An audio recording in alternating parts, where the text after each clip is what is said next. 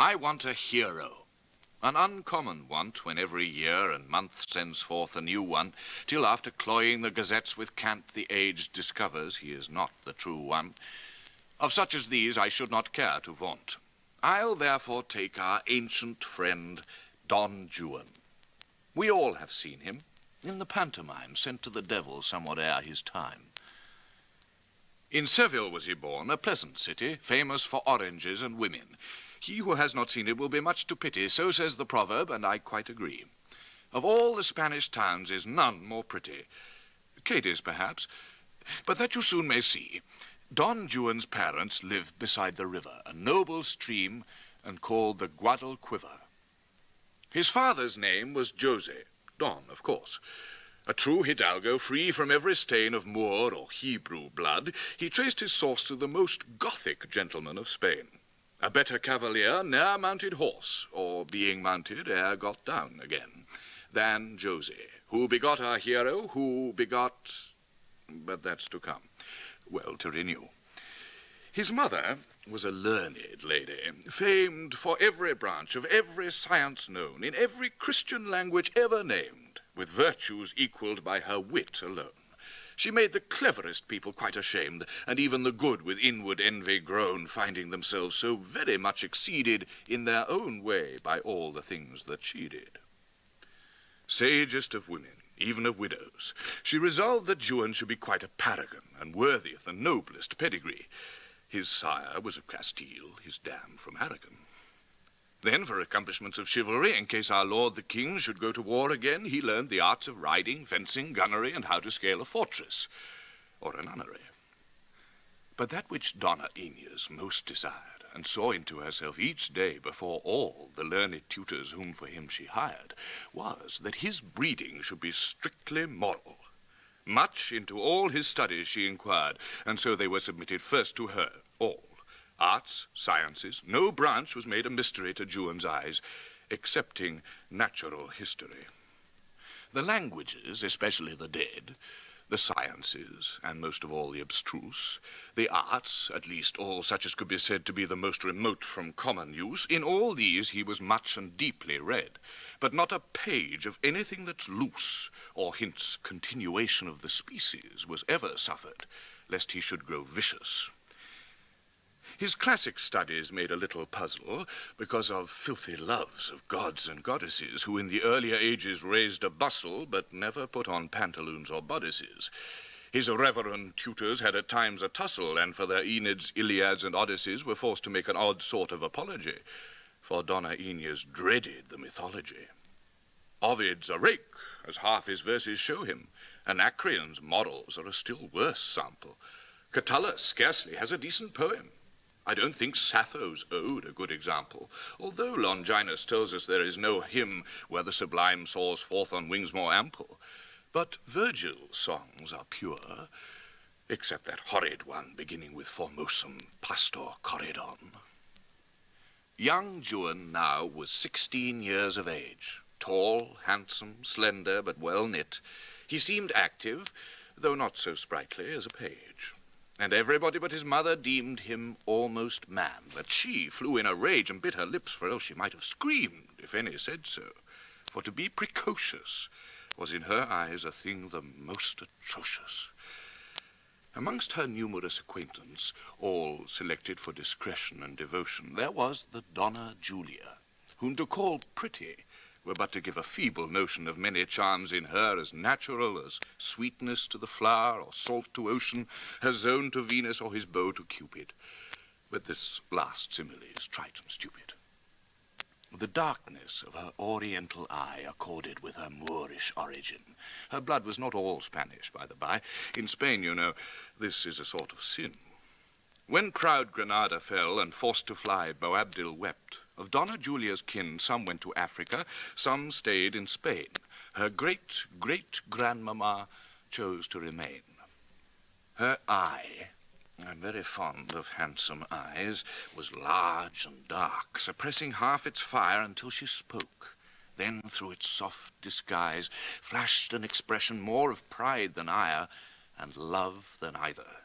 and there would arise a something in them which was not desire, but would have been, perhaps, but for the soul which struggled through and chastened down the whole. Wedded she was some years, and to a man of 50, and such husbands are in plenty. And yet I think instead of such a one, 'twere better to have 2 of 5 and 20, especially in countries near the sun. And now I think on't, mi viene in mente, ladies even of the most uneasy virtue prefer a spouse whose age is short of 30. 'Tis a sad thing, I cannot choose but say, and all the fault of that indecent sun, who cannot leave alone our helpless clay, but will keep baking, broiling, burning on, that howsoever people fast and pray, the flesh is frail, and so the soul undone. What men call gallantry and God's adultery is much more common where the climate's sultry. Happy the nations of the moral north, where all is virtue, and the winter season sends sin without a rag on shivering forth. 'Twas snow that brought St. Anthony to reason, where juries cast up what a wife is worth by laying whate'er sum in mulct they please on the lover, who must pay a handsome price, because it is a marketable vice. Juan she saw, and as a pretty child caressed him often. Such a thing might be quite innocently done and harmless styled when she had 20 years and 13 he. But I am not so sure I should have smiled when he was 16, Julia 23. These few short years make wondrous alterations, particularly amongst sunburnt nations. Whate'er the cause might be, they had become changed, for the dame grew distant, the youth shy, their looks cast down, their greetings almost dumb, and much embarrassment in either eye. There surely will be little doubt with some that Donna Julia knew the reason why, but as for Juan, he had no more notion than he who never saw the sea of ocean. Such love is innocent, and may exist between young persons without any danger. A hand may first, and then a lip be kissed. For my part, to such doings I'm a stranger, but here these freedoms form the utmost list of all o'er which such love may be a ranger. If people go beyond, 'tis quite a crime, but not my fault. I tell them all in time. Love, then, but love within its proper limits, was Julia's innocent determination in young Don Juan's favor, and to him its exertion might be useful on occasion, and lighted at too pure a shrine to dim its ethereal luster, with what sweet persuasion he might be taught by love and her together, I really don't know what, nor Julia either. Fraught with this fine intention, and well fenced in mail of proof, her purity of soul, she, for the future of her strength convinced, and that her honor was a rock or mole, exceeding sagely from that hour dispensed with any kind of troublesome control. But whether Julia to the task was equal is that which must be mentioned in the sequel. So much for Julia. Now we'll turn to Juan. Poor little fellow, he had no idea of his own case, and never hit the true one. In feelings quick as Ovid's Miss Medea, he puzzled over what he found a new one, but not as yet imagined it could be a thing quite in course, and not at all alarming, which, with a little patience, might grow charming. He thought about himself and the whole earth, of man the wonderful, and of the stars, and how the deuce they ever could have birth. And then he thought of earthquakes and of wars, how many miles the moon might have in girth, of air balloons, and of the many bars to perfect knowledge of the boundless skies. And then he thought of Donna Julia's eyes.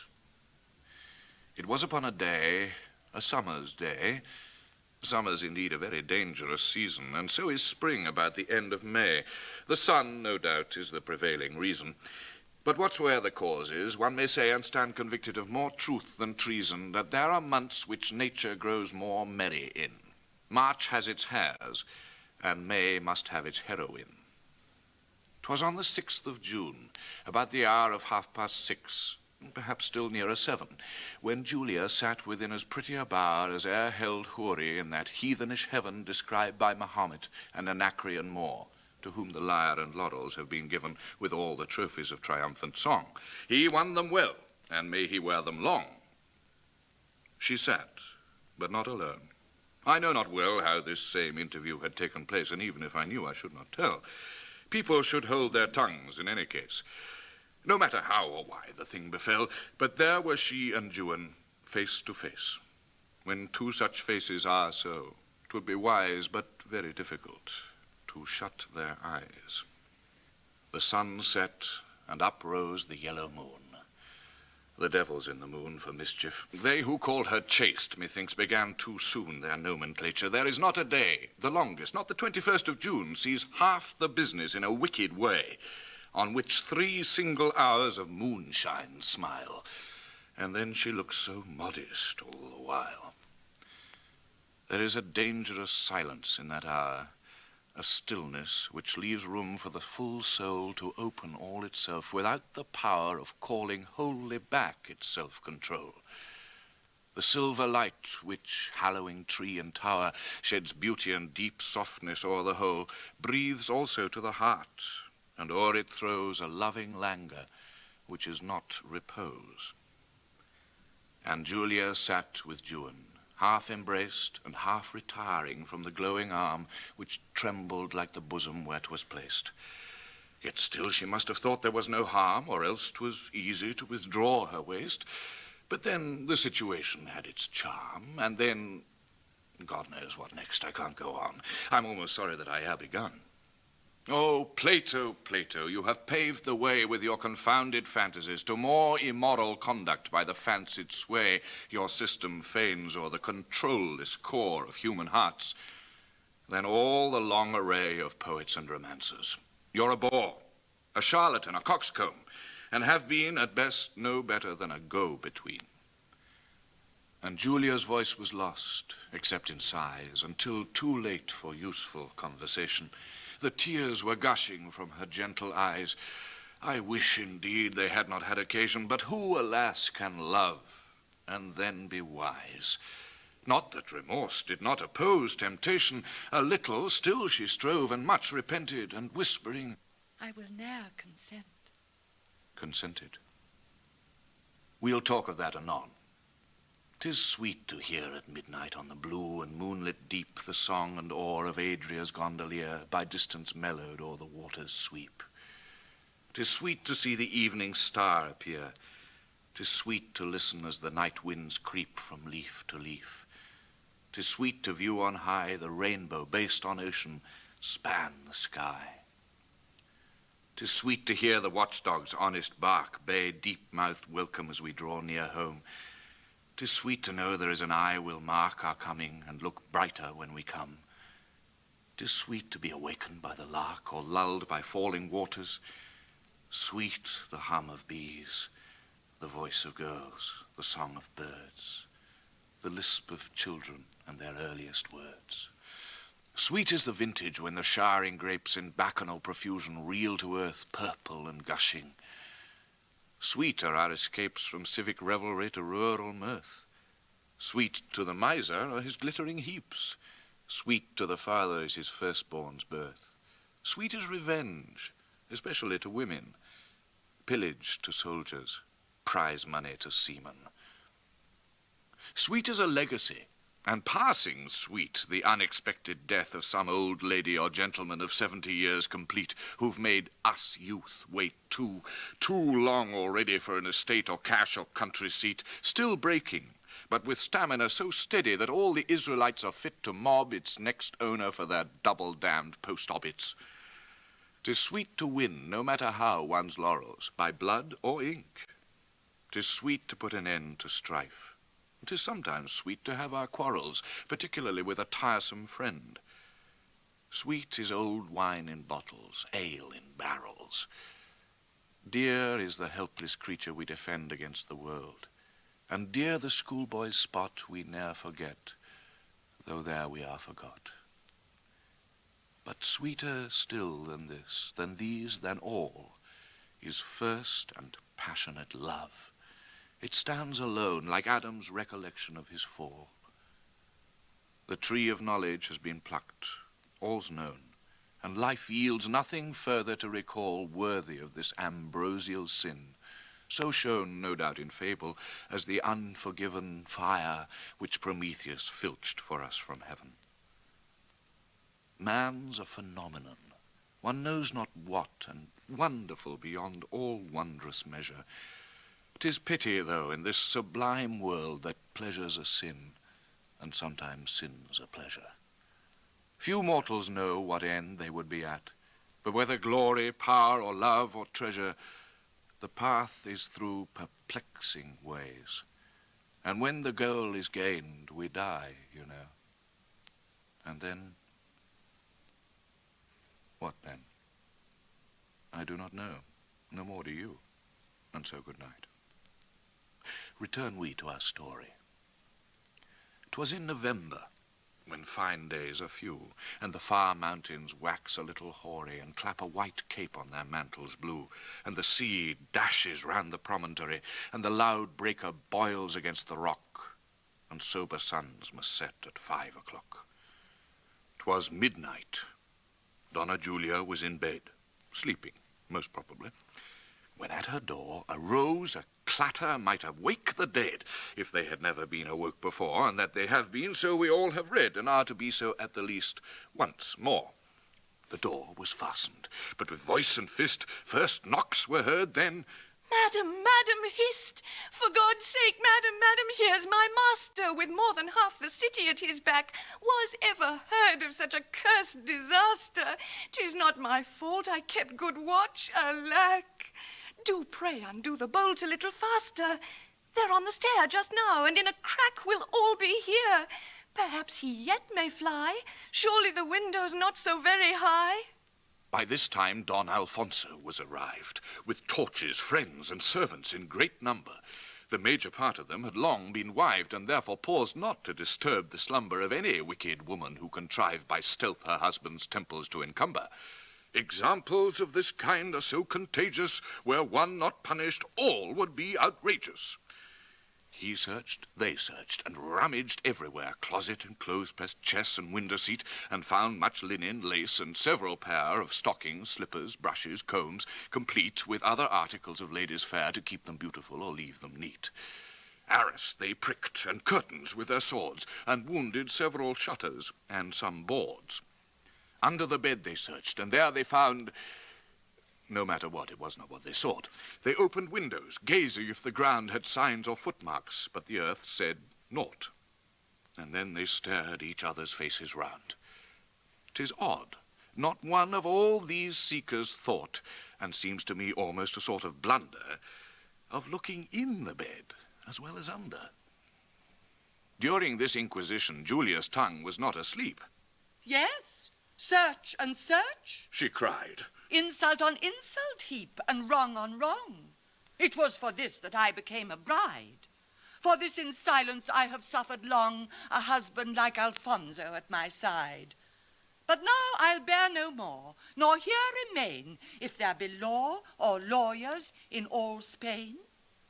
Yes, Don Alfonso, husband now no more, if ever you indeed deserve the name. Is't worthy of your years? You have 60, 50 or 60, it is all the same. Is't wise or fitting? Causeless to explore for facts against a virtuous woman's fame? Ungrateful, perjured, barbarous Don Alfonso, how dare you think your lady would go on so? Did not the Italian Musico Cazzani sing at my heart 6 months at least in vain? Did not his countryman, Count Corniani, call me the only virtuous wife in Spain? Were there not also Russians, English, many? The Count Stroganoff I put in pain. And Lord Mount Coffeehouse, the Irish peer, who killed himself for love with wine last year. Have I not had 2 bishops at my feet, the Duke of Icar and Don Fernan Nunes? And is it thus a faithful wife you treat? I wonder in what quarter now the moon is. I praise your vast forbearance not to beat me also, since the time so opportune is. Oh, valiant man, with sword drawn and cocked trigger, now tell me, don't you cut a pretty figure? Alfonso paused a minute, then begun some strange excuses for his late proceeding. He would not justify what he had done. To say the best, it was extreme ill-breeding. But there were ample reasons for it, none of which he specified in this his pleading. His speech was a fine sample on the whole of rhetoric, which the learned call rigmarole. Alfonso closed his speech and begged her pardon, which Julia half withheld and then half granted, and laid conditions he thought very hard on, denying several little things he wanted. He stood like Adam lingering near his garden, with useless penitence perplexed and haunted, beseeching she no further would refuse, when, lo, he stumbled o'er a pair of shoes. A pair of shoes. What then? Not much, if they are such as fit with ladies' feet, but these, no one can tell how much I grieve to say, were masculine. To see them and to seize was but a moment's act. Ah, well a day, my teeth begin to chatter, my veins freeze. Alfonso first examined well their fashion, and then flew out into another passion. He left the room for his relinquished sword, and Julia instant to the closet flew. Fly, Juan, fly. For heaven's sake, not a word. The door is open. You may yet slip through the passage you so often have explored. Here is the garden key. Fly, fly, adieu. Haste, haste. I hear Alfonso's hurrying feet. Day has not broke. There's no one in the street. None can say that this was not good advice. The only mischief was it came too late. Of all experience, 'tis the usual price, a sort of income tax laid on by fate. Juan had reached the room door in a trice, and might have done so by the garden gate, but met Alfonso in his dressing gown, who threatened death. So Juan knocked him down. Here ends this canto. Need I sing or say how Juan, naked, favored by the night, who favors what she should not, found his way and reached his home in an unseemly plight? The pleasant scandal which arose next day, the 9 days' wonder which was brought to light, and how Alfonso sued for a divorce, were in the English newspapers, of course. But Donna Inez, to divert the train of one of the most circulating scandals that had for centuries been known in Spain, at least since the retirement of the Vandals, first vowed, and never had she vowed in vain, to Virgin Mary several pounds of candles, and then, by the advice of some old ladies, she sent her son to be shipped off from Cadiz. She had resolved that he should travel through all European climes by land or sea to mend his former morals and get new, especially in France and Italy. At least this is the thing most people do. Julia was sent into a convent. She grieved, but perhaps her feelings may be better shown in the following copy of her letter. They tell me 'tis decided you depart. 'Tis wise, 'tis well, but not the less a pain. I have no further claim on your young heart. Mine is the victim, and would be again. To love too much has been the only art I used.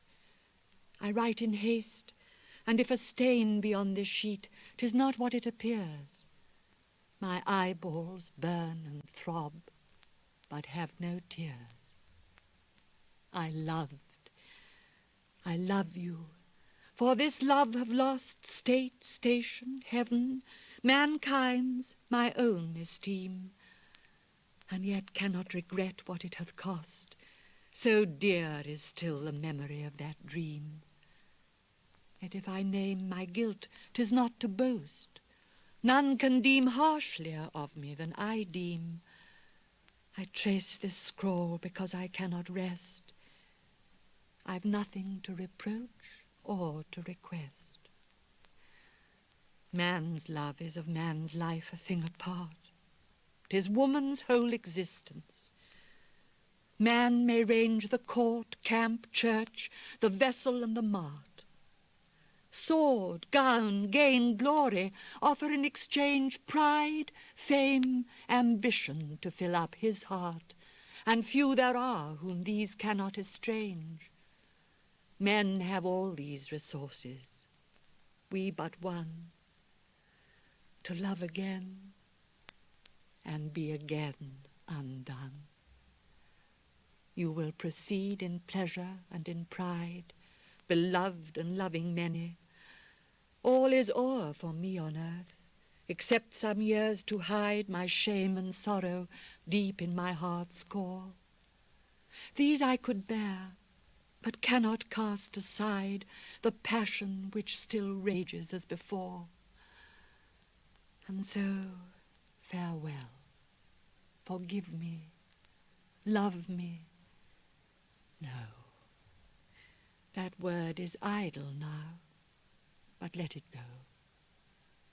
My breast hath been all weakness, is so yet, but still I think I can collect my mind. My blood still rushes where my spirit's set, as roll the waves before the settled wind. My heart is feminine, nor can forget, to all except one image madly blind. So shakes the needle, and so stands the pole, as vibrates my fond heart to my fixed soul. I have no more to say, but linger still, and dare not set my seal upon this sheet. And yet I may as well the task fulfill. My misery can scarce be more complete.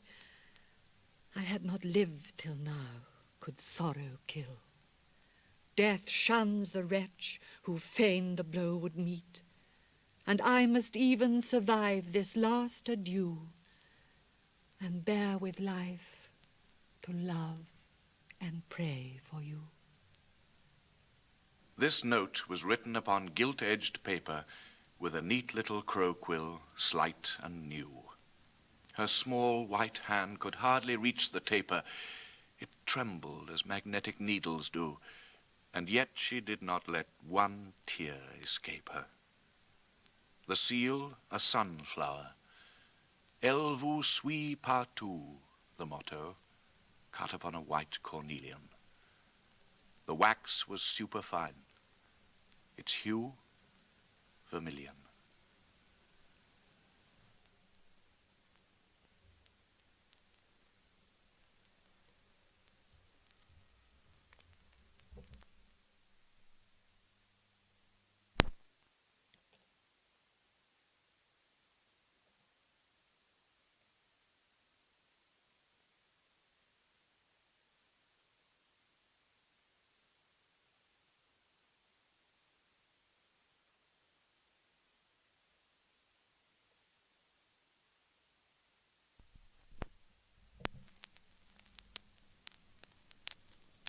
I said that Juan had been sent to Cadiz, a pretty town, I recollect it well.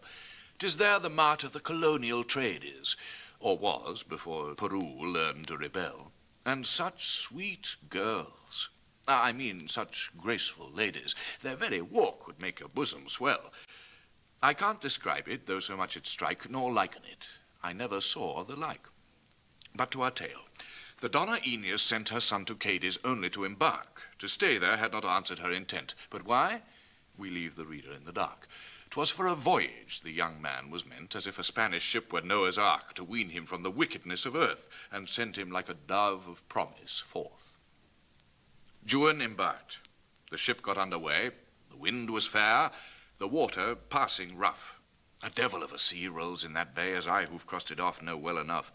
And standing upon deck, the dashing spray flies in one's face and makes it weather tough. And there he stood to take and take again, his first, perhaps his last, farewell of Spain. I can't but say it is an awkward sight to see one's native land receding through the growing waters. It unmans one quite, especially when life is rather new. I recollect Great Britain's coast looks white, but almost every other country's blue when gazing on them. Mystified by distance, we enter on our nautical existence. His suite consisted of 3 servants and a tutor, the licentiate Pedrillo, who several languages did understand, but now lay sick and speechless on his pillow, and rocking in his hammock longed for land, his headache being increased by every billow. And the waves oozing through the porthole made his berth a little damp, and him afraid. 'Twas not without some reason, for the wind increased at night until it blew a gale. And though 'twas not much to a naval mind, some landsmen would have looked a little pale. For sailors are, in fact, a different kind. At sunset they began to take in sail, for the sky showed it would come on to blow and carry away perhaps a mast or so. As day advanced, the weather seemed to abate, and then the leak they reckoned to reduce and keep the ship afloat, though 3 feet yet kept 2 hand and 1 chain pump still in use. The wind blew fresh again. As it grew late, a squall came on, and while some guns broke loose, a gust, which all descriptive power transcends, laid with 1 blast the ship on her beam ends. There she lay, motionless, and seemed upset. The water left the hold and washed the decks and made a scene men do not soon forget, for they remember battles, fires, and wrecks, or any other thing that brings regret or breaks their hopes or hearts or heads or necks. Thus drownings are much talked of by the divers and swimmers who may chance to be survivors. At 8:30 o'clock, booms, hencoops, spars, and all things for a chance had been cast loose that still could keep afloat the struggling tars, for yet they strove, although of no great use. There was no light in heaven but a few stars. The boats put off all crowded with their crews. She gave a heel, and then a lurch to port, and going down head foremost, sunk in short. Then rose from sea to sky the wild farewell. Then shrieked the timid and stood still the brave. Then some leaped overboard with dreadful yell as eager to anticipate their grave.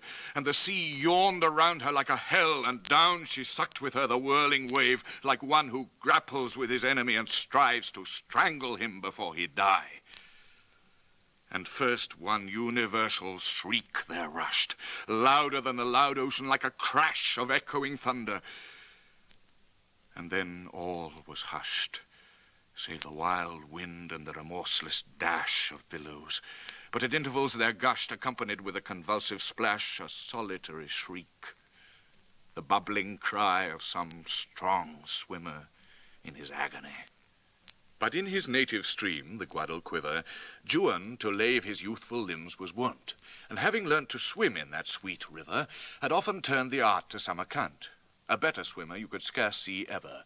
He could perhaps have passed the Hellespont, as once, a feat on which ourselves we prided, Leander, Mr. Eaconhead, and I did.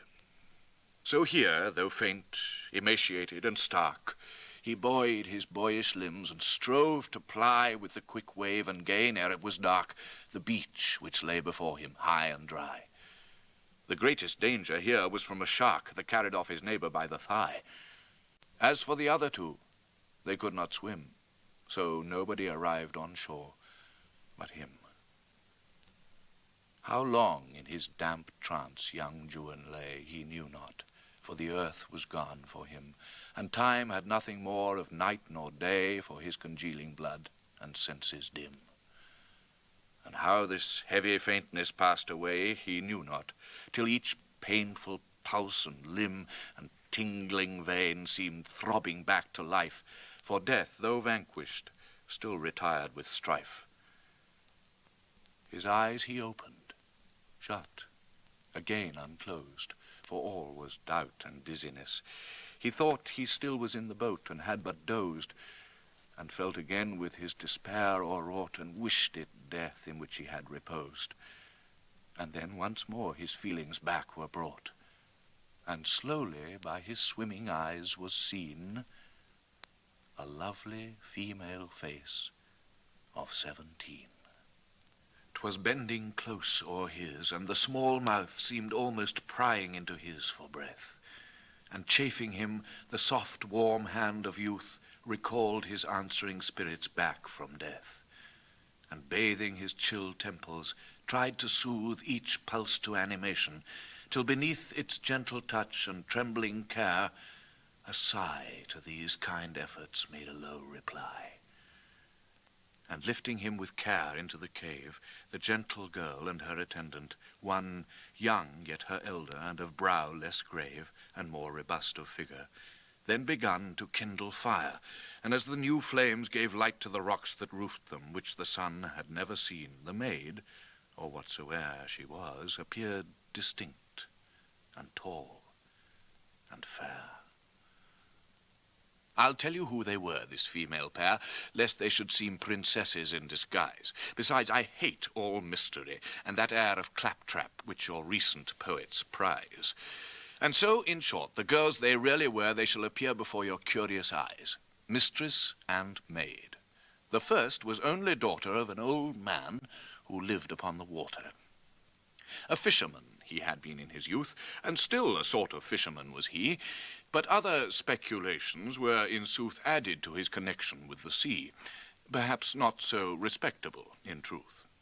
A little smuggling and some piracy left him at last the soul of many masters of an ill-gotten million of piastres.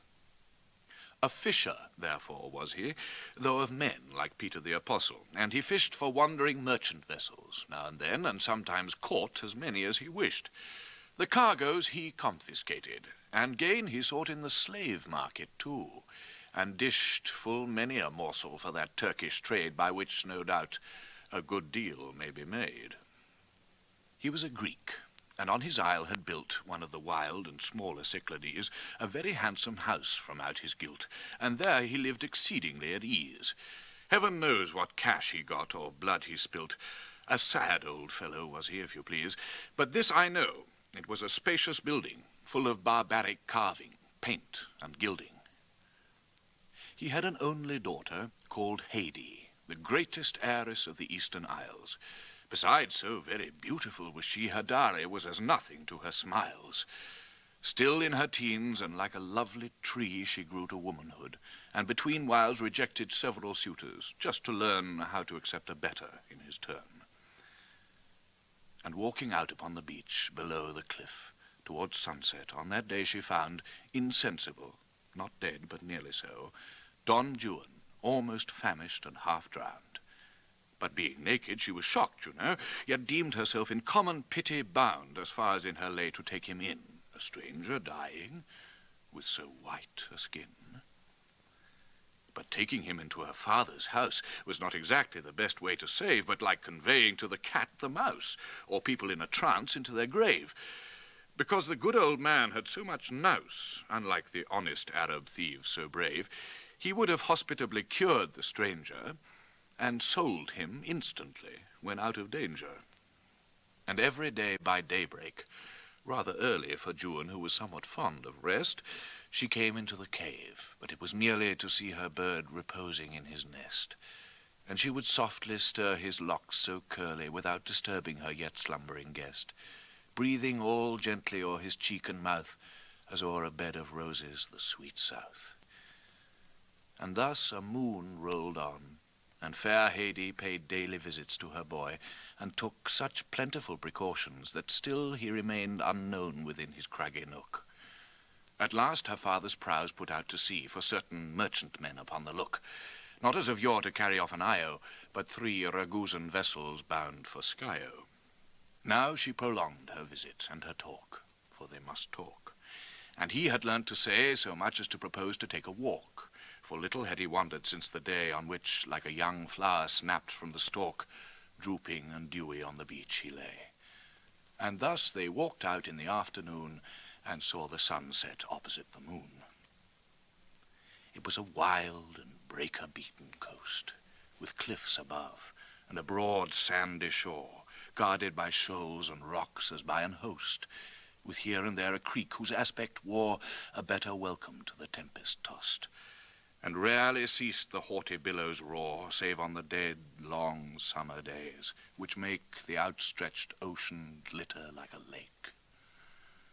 And the small ripples spilt upon the beach scarcely o'erpassed the cream of your champagne, when o'er the brim the sparkling bumpers reach, that spring dew of the spirit, the heart's rain. Few things surpass old wine, and they may preach who please, the more because they preach in vain. Let us have wine and women, mirth and laughter, sermons and soda water the day after. The coast. I think it was the coast that I was just describing. Yes, it was the coast. Lay at this period quiet as the sky, the sands untumbled, the blue waves untossed, and all was stillness, save the seabirds cry and dolphins leap, and little billow crossed by some low rock or shelf that made it fret against the boundary it scarcely wet. It was the cooling hour, just when the rounded red sun sinks down behind the azure hill, which then seems as if the whole earth it bounded, circling all nature, hushed and dim and still, with the far mountain crescent half surrounded on one side, and the deep sea calm and chill upon the other, and the rosy sky with one star sparkling through it like an eye. And thus they wandered forth, and hand in hand, over the shining pebbles and the shells, glided along the smooth and hardened sand. And in the worn and wild receptacles worked by the storms, yet worked as it were planned in hollow halls, with sparry roofs and cells, they turned to rest, and each clasped by an arm, yielded to the deep twilight's purple charm. They looked up to the sky, whose floating glow spread like a rosy ocean vast and bright. They gazed upon the glittering sea below, whence the broad moon rose circling into sight. They heard the waves splash, and the wind so low, and saw each other's dark eyes darting light into each other, and beholding this, their lips drew near and clung into a kiss. A long, long kiss, a kiss of youth and love and beauty, all concentrating like rays into one focus, kindled from above. Such kisses as belong to early days, where heart and soul and sense in concert move, and the blood's lava and the pulse ablaze, each kiss a heartquake. For a kiss's strength, I think it must be reckoned by its length. By length, I mean duration. Theirs endured heaven knows how long. No doubt they never reckoned. And if they had, they could not have secured the sum of their sensations to a second. They had not spoken, but they felt allured as if their souls and lips each other beckoned, which being joined like swarming bees they clung, their hearts the flowers from whence the honey sprung. They were alone, but not alone as they who shut in chambers think it loneliness. The silent ocean and the starlight bay, the twilight glow which momently grew less, the voiceless sands and dropping caves that lay around them, made them to each other press, as if there were no life beneath the sky save theirs, and that their life could never die. They feared no eyes nor ears on that lone beach. They felt no terrors from the night. They were all in all to each other. Though their speech was broken words, they thought a language there, and all the burning tongues the passions teach found in one sigh the best interpreter of nature's oracle. First love, that all which Eve has left her daughters since her fall. She loved and was beloved. She adored and she was worshipped. After nature's fashion, their intense souls into each other poured, if souls could die, had perished in that passion. But by degrees their senses were restored, again to be o'ercome, again to dash on, and beating against his bosom, Hades' heart felt as if never more to beat apart. Alas, they were so young, so beautiful, so lonely, loving, helpless, and the hour was that in which the heart is always full, and having o'er itself no further power, prompts deeds eternity cannot annul, but pays off moments in an endless shower of hell fire, all prepared for people giving pleasure or pain to one another living. Alas for Juan and Hades, they were so loving and so lovely. Till then never, excepting our first parents, such a pair had run the risk of being damned forever. And Hades, being devout as well as fair, had doubtless heard about the Stygian river and hell and purgatory, but forgot, just in the very crisis she should not. They look upon each other, and their eyes gleam in the moonlight, and her white arm clasps round Juan's head, and his around her lies half buried in the tresses which it grasps. She sits upon his knee and drinks his sighs, he hers, until they end in broken gasps. And thus they form a group that's quite antique, half naked, loving, natural, and Greek. And when those deep and burning moments passed, and Juan sunk to sleep within her arms, she slept not, but all tenderly, though fast, sustained his head upon her bosom's charms. And now and then her eye to heaven is cast, and then on the pale cheek her breast now warms, pillowed on her o'erflowing heart, which pants with all it granted, and with all it grants.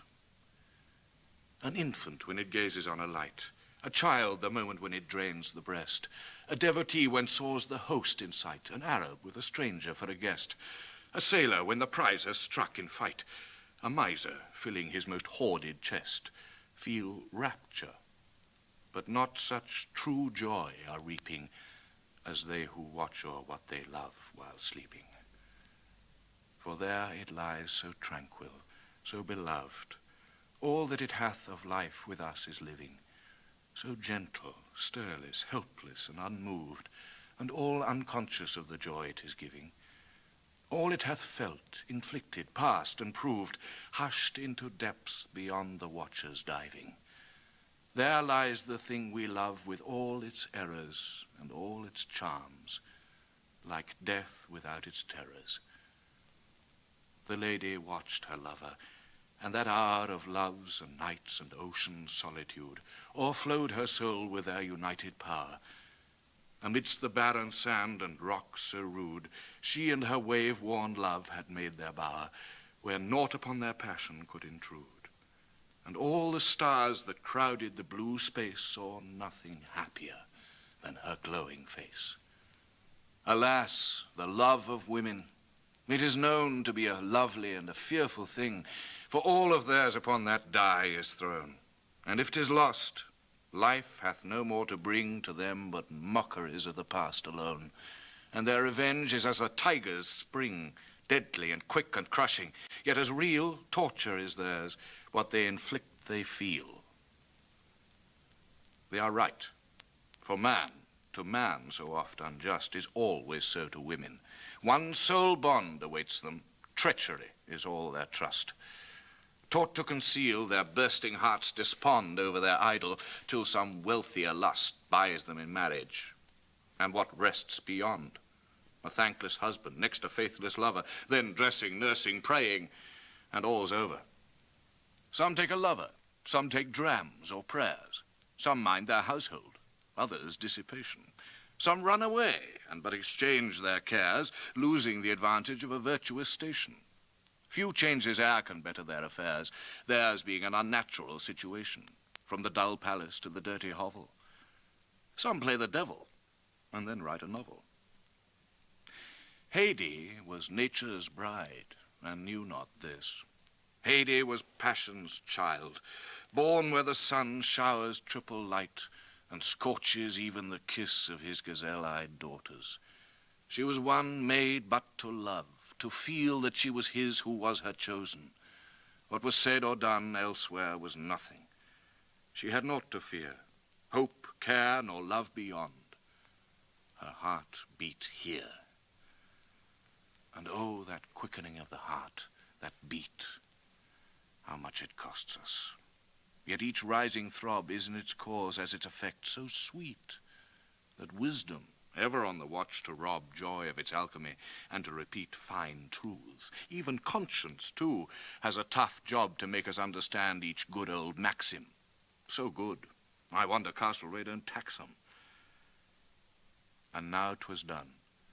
On the lone shore were plighted their hearts.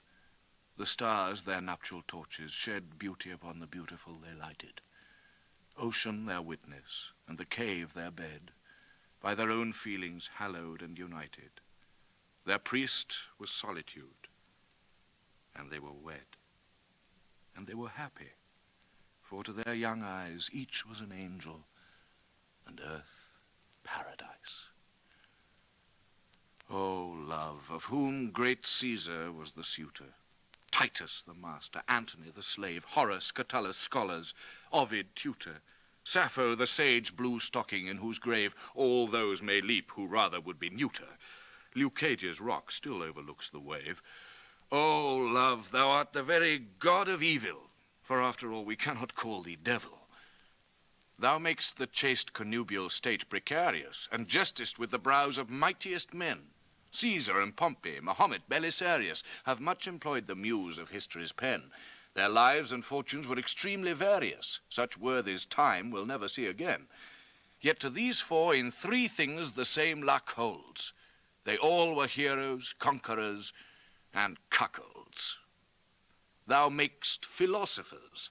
There's Epicurus and Aristippus, a material crew, who to immoral courses would allure us by theories quite practicable too. If only from the devil they would ensure us, how pleasant were the maxim, not quite new, eat, drink, and love, what can the rest avail us? So said the royal sage Sardanapalus. But Juan, had he quite forgotten Julia? And should he have forgotten her so soon? I can't but say it seems to me most truly a perplexing question. But no doubt the moon does these things for us, and whenever newly a strong palpitation rises, 'tis her boon. Else how the devil is it that fresh features have such a charm for us poor human creatures? I hate inconstancy. I loathe, detest, abhor, condemn, abjure the mortal maid of such quicksilver clay that in his breast no permanent foundation can be laid. Love, constant love, has been my constant guest.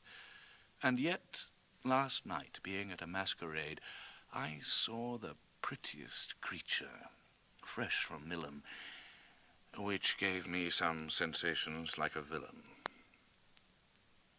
In the meantime, without proceeding more in this anatomy, I finish now 200 and odd stanzas as before, that being about the number I'll allow each canto of the 12 or 24. And laying down my pen, I make my bow, leaving Don Juan and Haidee to plead for them and theirs with all who deign to read.